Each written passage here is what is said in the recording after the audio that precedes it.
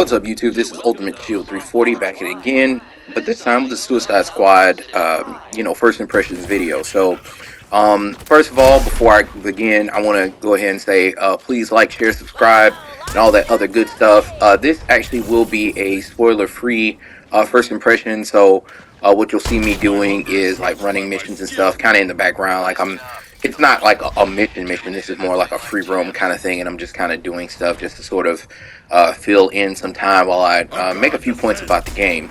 By the time this comes out, you guys should be able to, either will be able to own or buy the game yourself, or very soon afterwards, depending on whenever I'm able to actually put this video out, you'll be able to either get the game yourself very quickly, shortly after this video comes out, or it will already be out. So I'm gonna go ahead and kind of give you the long and the short right off the top.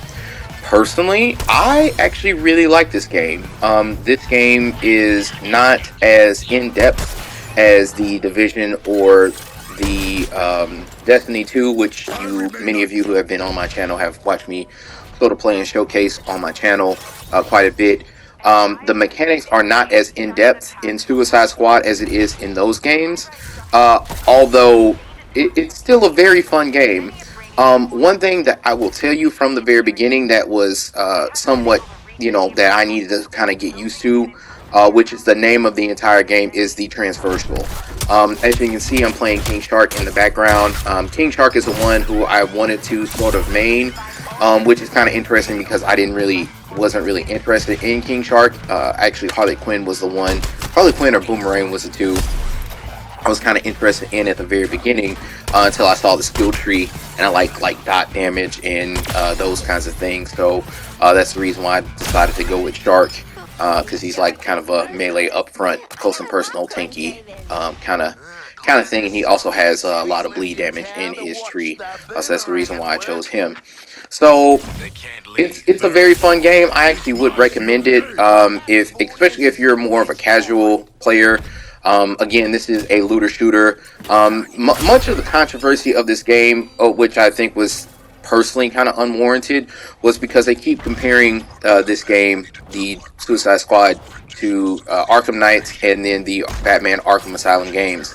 And to me, I feel as if they are comparing apples to oranges, because those games are more like action, action RPGs. You might go ahead and say that, but they're definitely action games. And this is more of a looter shooter. It would be a better comparison to compare this either to like Destiny 2, Destiny, or Division, or maybe even something like Fortnite. That might be a better comparison for this game than those. So I'm not really sure why it continues to get so much hate, personally. So take that as you will.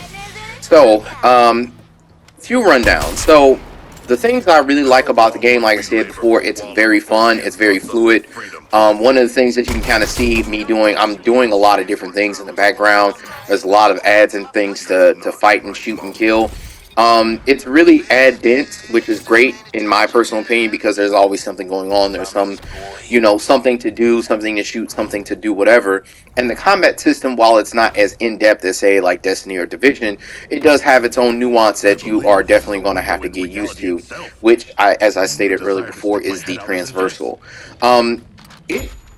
The way I can describe it is that you are going to have to use, like, the Transversal. It seems simple when you just look at it in game, but whenever you actually play the game, you actually find out that Transversal is a lot more nuanced than what it may seem like on screen. So for instance, King Shark, in order for you to do a very high vertical leap, just like you just saw me do, you have to hold L1, and then as it charges, you press X to jump up straight in the air. However, if you want to do a gigantic leap forward, what you're going to have to do is hold R1 and press X. And even when you're in midair and you want to do those double jumps or whatever, you're going to have to hold R1 and then press X to double jump, which every character has something similar like that, where Transversal is not just a one button kind of thing. You have to use multiple buttons in order to go to where you want to go and do what you want to do. So I think that's an interesting aspect. And once you get the hang of Transversal, which I think is going to be the name of the game, in my personal opinion, then I think that that's going to be a big part of the combat and how you are going to be able to be successful. Because you're going to need to be mobile. You're going to need to be able to kind of look around you and shoot and things like that as you play this game. So beyond just that, the story is actually hilarious as well. That's something else. I think every reviewer that I've ever heard say that the story was actually hilarious and it's actually very good. I do agree with that as well. Absolutely hilarious. Lots of things to say. Characters are interesting and dynamic. The storyline as a whole, of course, I'm not going to spoil it or anything. I think it's also very interesting. Because I'm kind of curious to see, like, how did we get to this point? What happened? And how are we gonna resolve the situation in order to sort of win the day? So I'm actually very, very interested to see how that all is gonna pan out. I did, of course, as you can see with the skins, I did pre-order it, so I've had it for quite a little bit now. In between, taking care of baby girl and doing my own thing, been able to kind of get quite a few hours into the game here at this point. So that's pretty nice, and I've been loving it so far. I've had no issues, no technical issues, no crashes, no bugs or anything. As far as I can tell, everything's been pretty fun, pretty smooth. As far as I can say, the only thing I would say, as far as like the negatives are concerned, there are some things that I would say that I don't care that much for. So, for instance, one of the things that you saw me do earlier in the game was I was actually like doing his Atlantean drop, which is that cannonball thing that King Shark does that like creates a bunch of splash damage. Unfortunately, I aimed it incorrectly and ended up on top of the cannon, which knocked me out of that move. And it kind of sucks because there are times where, say, you'll be in the middle of like an attack or something, and you might get caught like that, and you might get knocked out of your combos or whatever, what have you. But I would say it's a minor thing. Just kind of like what you just saw, if I'm not paying attention, I will kind of run into random things, but that's more of a player issue and not a game issue. But I just want to make the statement here that I have been caught in between, like you see the shield that's in the background, that purple shield. Say if I come over here in the middle like I'm doing now, and there are times where I'm stuck between the enemy and the shield, and so as I'm attacking an enemy, there'll be a cannon next to us as well, so I'll be kind of pinballed between those two. And so that part wasn't particularly fun. But again, I would say that's just something to watch out for, and more like I would say it's more of a player skill issue rather than like a game. Like, it's definitely a design kind of thing for sure as well, but you can make the argument of, well, if you're not in that position, or if you know better, then do better. So don't get caught between the enemy and the impenetrable shield, so that you get bounced between the two in a very small space like that. So that's something to look out for. A lot of the other complaints that I heard about this game, a lot of the UI you can turn off. A lot of the numbers and stuff, I don't mind the numbers, or at least for right now. It is, as far as I can tell, everything's fine. I mean, I enjoy the game. I'm definitely going to continue to play the game. As far as anything bad is concerned, it is a little bit confusing as far as like how to get. It seems like some of the features don't work like it should. So, for instance, the minigun that I have, it's a black mask, like exclusive, like infamy item, and so once you shoot people, you're supposed to actually get a it should be an indicator, like a red skull over their heads, and as you can see in the background footage, and I'm not sure why, but sometimes it shows it, sometimes it doesn't show it, so I'm not really sure what that's all about. But just again, something to make note of. I don't think it's like necessarily game breaking, but definitely not a positive, I would say. The other thing I would say is that I also think that the it's like whenever you get into the game, you'll be able to auto equip your squad members that you're not currently using. That's a great feature. However, it does not seem to consistently work for me, or at least maybe I just don't understand it yet. Because sometimes if I will, like, say, equip a grenade or whatever, and you know, there's a better, like, obviously, of course, it's a pretty good grenade because I'm equipping it on my King Shark. It will actually transfer to a different squad mate, which is great.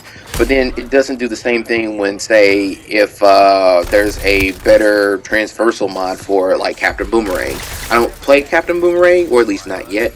And so, although, and I'll start actually manually upgrading his gear, but you know, I would have thought that because the transversal mod is only for Captain Boomerang, only Captain Boomerang can equip this particular mod, and it is better than the one he already has. I would have thought that the auto equip would have just gone ahead and upgraded it, but apparently it doesn't. So I'm not really sure what the deal is for me at this point, but yeah, I don't know. That's, you know, whatever. The other good thing is that you can kind of switch the characters on the fly. As you kind of see in the background, I do have a skill tree kind of going on, so you can kind of see what's going on. There's plenty of skill tree like showcases on YouTube at this moment, so we're not going to go into a whole like thing about it. But you can switch them on the fly. Like, so if right now I wanted to play Harley Quinn, I can just press a button and then immediately switch to Harley Quinn. If say if I'm in the middle of fighting a whole group of enemies, as you see right here, and I see there's a very far off target in the distance, and I need to switch over to, like, say, Deadshot to snipe ahead, get a headshot in or whatever, you can do that on the fly. And there's no penalty for it or anything like that. Like, there's no cooldown or anything. You don't have to, like, you know, there's no whatever for it. So that's pretty nice. Overall, like I said before, I really enjoy this game. I have not yet made it to in-game, so I don't know how that's gonna be yet. But again, this is a first impression, just not a full-on, you know, review. But I don't know. What do you all think? The game has already had a bunch of controversy and things like that. And I don't know. What are your thoughts down in the bottom? Please let me know down in the comments down below. I'm gonna continue to let the clip in the background play, just so you all can kind of continue to see what's going on in the game itself. So I don't know. Just a thought. I would really like to hear your thoughts about the game. What do you think about it? Are you gonna play? If so, who are you gonna main? Who are you not gonna main? And yeah, that'll be Ultimate. That's it for me. So Ultimate Shield 340 signing off, and I'll see you in Metropolis. Peace. So I isolated their broadcast signal, and you can track it. The bug could be inside any enemy, so follow this tracker. Happy hunting.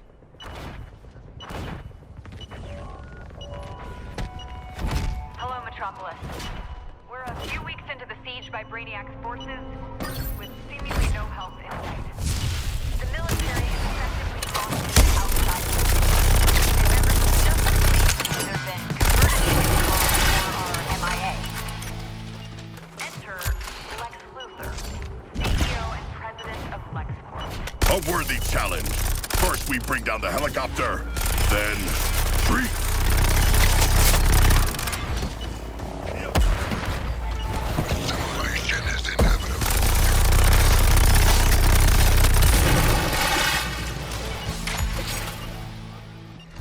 Chopper's down, but the target's moving. Leaving its host.